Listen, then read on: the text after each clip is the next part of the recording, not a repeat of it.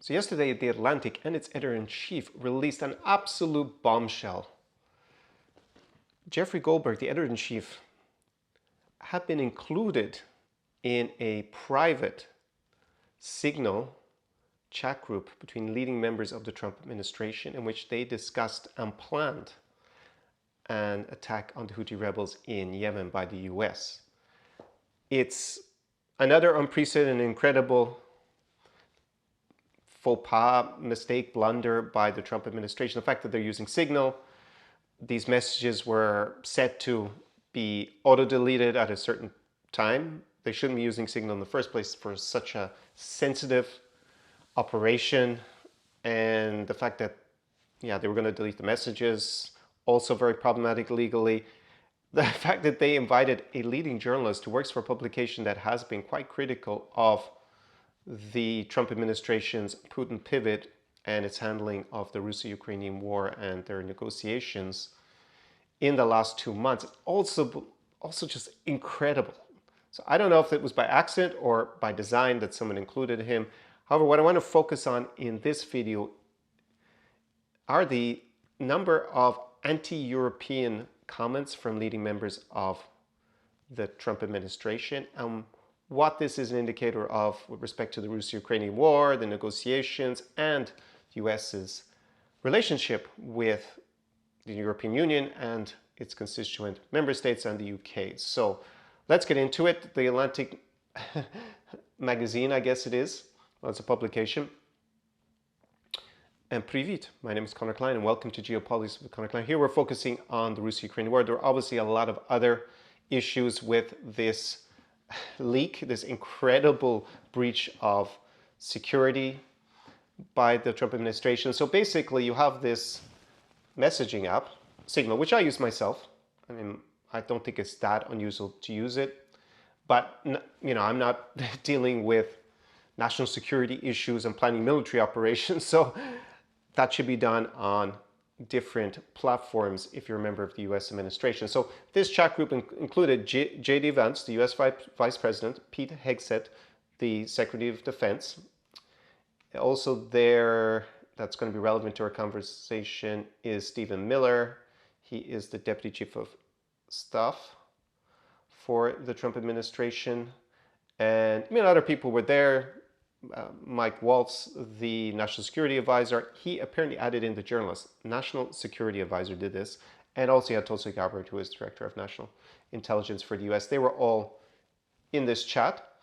And no one noticed that this journalist, editor-in-chief of this publication, was there. Apparently he even left the group and no one contacted him because you get notified if someone leaves the group, apparently.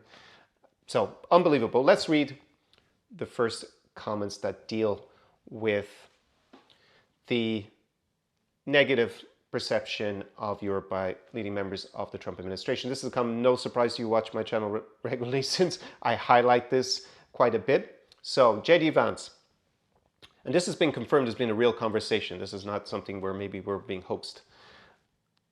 Says he's writing to Pete Hegseth, who's the Secretary of Defense.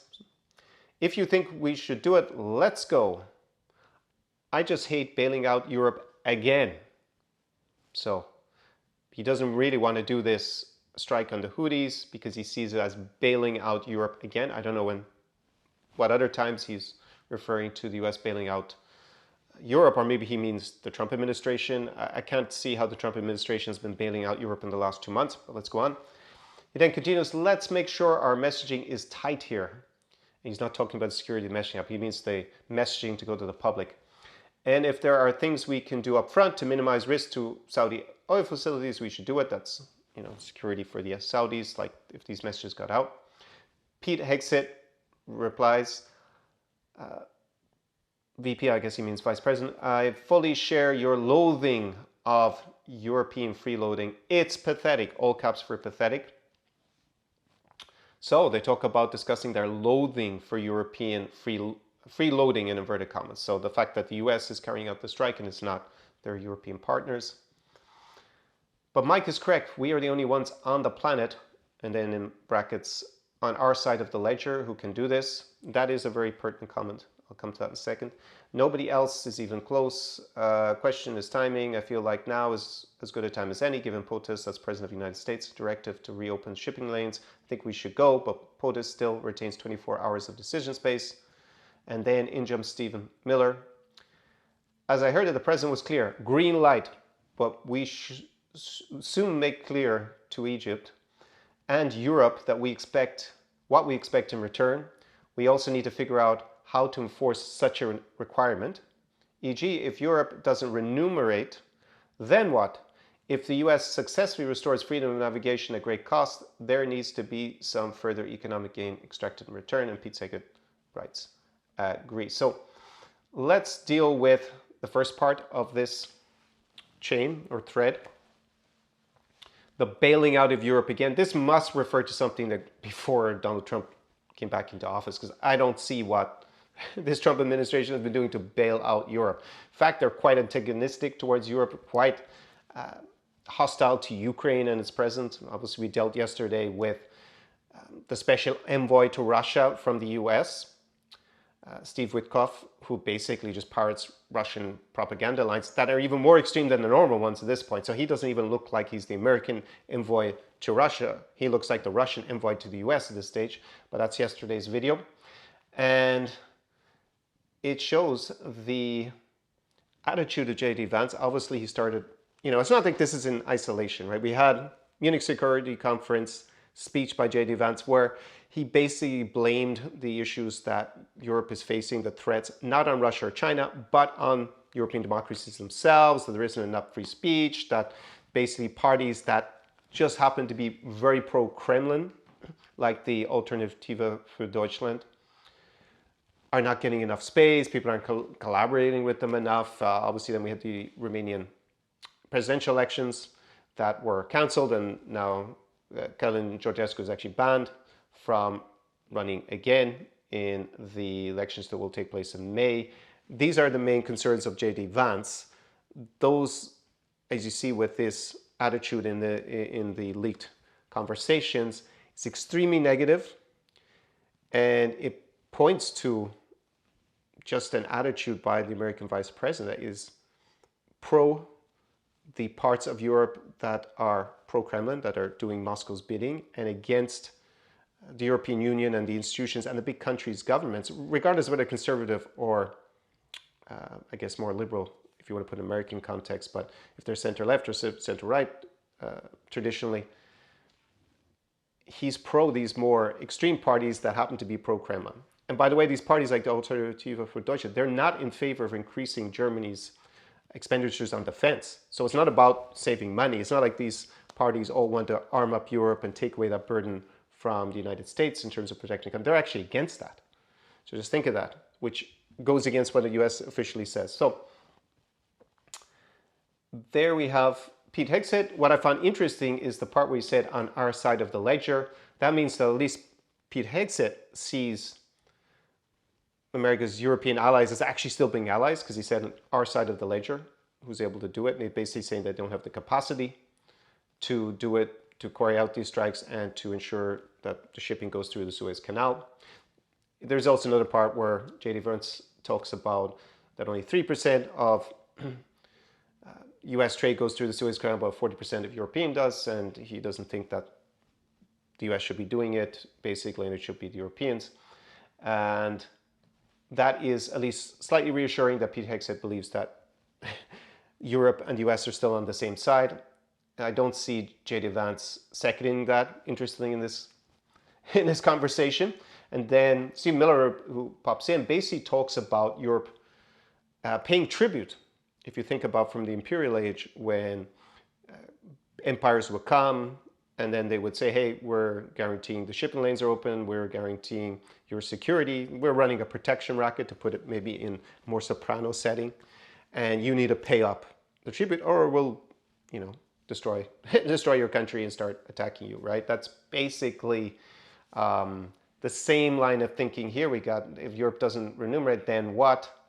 And what can be further economic gain extracted in return. So they don't see it as an alliance, a framework where we're on the same side, at least different members of Pete Hegseth seems to think that the US is.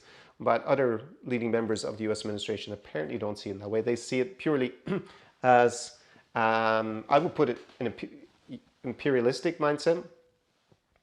And I would also add that, again, this is not happening in isolation. We have Donald Trump constantly goading both Greenland and Canada and Mexico and Panama that basically they need to give stuff to the US in a very imperialistic way. Canada is going to become the 51st state. Greenland will be annexed and become part of the United States. Mexico, well, there it's about the tariffs more. He doesn't want to invade Mexico, apparently, for now. And then Panama, they'll basically take back the canal unless Panama gives in to their demands. They seem to have been successful to a certain extent with Panama. With the others, they just ended up in a trade war with Canada and Mexico, and now they have major issues, obviously, with Denmark. And in fact, J.D. Vance's wife is planning to go to Greenland in the next few days, along with Mike Waltz, the guy who added in the journalist here. So there you see, if we take it in unison, J.D. Vance coming off as extremely anti-European. He doesn't seem to see Europe, whether it's the European Union, France, Germany, United Kingdom, as allies of the US. He sees them as freeloaders. Well, I mean, Pete Seeg was agreeing with him there and calling it pathetic. And this reminds me a lot of when Victoria Nuland was caught, I called it a hot mic, like basically the messages were leaked when she was talking to the US ambassador back during the Euromaidan revolution in late 2013, I think was when that recording was made. And basically, she said in the recording, fuck the EU, and that was then leaked, presumably by Russian intelligence, because it would have been their interest to leak it. And that conversation caused a huge diplomatic storm because basically she was insulting the US's allies, and she was upset that they were not doing enough to influence the situation. In that conversation, Vicky Nuland was basically talking about ironically keeping Yanukovych, the pro-Russian president of Ukraine at the time, in power and not leaving a vacuum where he might be overthrown and then replaced by some extreme pro-Ukrainian national elements, which is ironic considering the way she's portrayed afterwards. But here we have a similar situation where we have leading members of the US administration basically saying the stuff out loud that you don't say diplomatically, like that they're pathetic. But you have that clash that's going on within the administration with J.D. Vance. Clearly comes off as extremely imperialistic and anti-European in his sentiment. Again, it's not happening in a vacuum or in isolation, combined with his other comments, and obviously the huge spat that he was involved in with Volodymyr Zelensky and Donald Trump in the Oval Office. It must be about 3 weeks ago, just reinforced it. Plus then afterwards he managed to insult the British by suggesting that they were just a random country that hadn't fought a war for 30 or 40 years. And basically negating, after September 11th, when US invoked Article 5 of NATO, that the UK sent lots of troops and many of those soldiers died, basically helping the United States. Quite offensive, quite undiplomatic, and another blunder by him diplomatically, but it seems in line with his thinking. And then we have Stephen Miller talking about how basically they need to get remunerated for this. So they don't see it as taking action in the US's strategic interest. This is presumably why Donald Trump wants this sea lane open, and the Houthis are in an alliance that is also against Israel. So presumably that also weighs in on Donald Trump's thinking about whether to strike the Houthis or not. He's very happy with how that operation went. But there you see that within his administration, they see it as a form of leverage against Egypt and Europe, and that they need to pay effectively tribute like back in the 19th century in order to have this done. But at the end of the day, it was done by Donald Trump without that. So there you see a lot of the conflicts within the current administration. And now Donald Trump's obviously the president, so the buck stops with him. But you can see the different forces and where their thoughts are with respect to Europe. They don't mention Ukraine specifically in this thread. However, it does play into what we're seeing with respect to Donald Trump and his administration's handling of the Russo-Ukrainian war and the ongoing negotiations. So for me, it's just further evidence of J.D. Vance is one of the leading voices in the current administration who's just completely hostile to Europe. and they seem to be shouting out words like bailing out, that he hates bailing out Europe. He sees everything through the prism of being very anti-helping Europe in any way. And this is a massive issue with respect to the Russo-Ukrainian war, because if they don't see European security as been something that's in US interest, then that is particularly worrying. And we're seeing, obviously, with the chain of events the last 2 months and his rhetoric, this just reinforces it, that basically he is a clearly leading figure within the Trump administration who is not in favor of Europe. So yeah, quite disappointing to see again, and the US behaving towards its allies in a very imperialistic way in the tone. The fact again that this was leaked because they were Mike Waltz, the national security advisor, added in the editor-in-chief of a publication that is very critical of the Trump administration's handling of the Russo-Ukrainian war, is just absolutely wild. It's crazy. How can they... I don't know if they could really be this incompetent. That, like, who did he think he was adding in when he added in Jeffrey Goldberg? I don't know. Maybe there was another Jeffrey. Maybe there's another Goldberg. Maybe there's another person he thought he was adding in.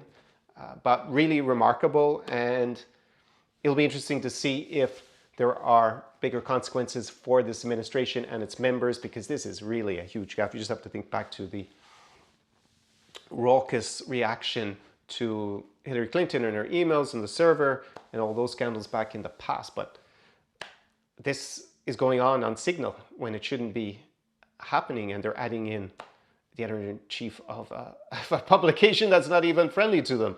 So that's just absolutely insane, and we're going to find out in the coming days what will happen. Maybe Mike Waltz, and this affects the Russo-Ukrainian war because he's been involved in the negotiations so far between Ukraine and US and Russia and the US. So he was seen as someone in the administration who was not outwardly anti-Ukrainian, because there were many leading members that basically circulate a lot of Russian talking points either before they became part of the cabinet or since then. And he is not seen as one of those people, along with Marco Rubio. So he's the person who seems to have added in this Jeffrey Goldberg. So he would be first on the chopping block to resign, it would seem. So we'll see in the next few days. That would also take away maybe one more level-headed